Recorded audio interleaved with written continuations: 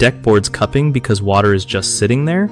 That's a common headache, but you can totally fix it by improving drainage and the slope of your deck surface. So, first off, make sure your deck has a slight slope away from your house, like about 1/4 inch per foot, to help water run off instead of pool. If your deck is flat, water just hangs out and makes those boards cup over time.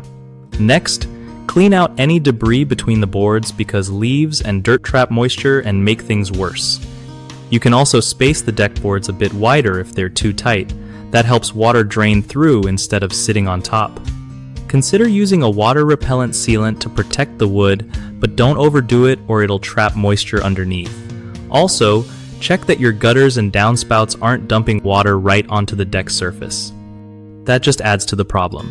If parts of your deck are shaded all day, they might stay wet longer, so trimming back overhanging branches helps airflow and speeds up drying. Finally, regular maintenance is key.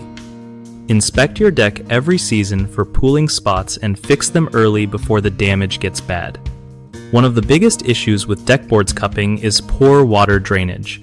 If water pools because the deck is flat or slopes toward the house, fix it by adjusting the framing to create proper pitch. Another common mistake is neglecting board spacing.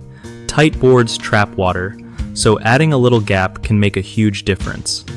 The third issue is ignoring clogged gutters or nearby landscaping that dumps water onto the deck.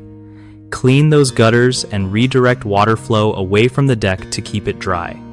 Fixing these three things can really help stop your deck from warping and looking rough.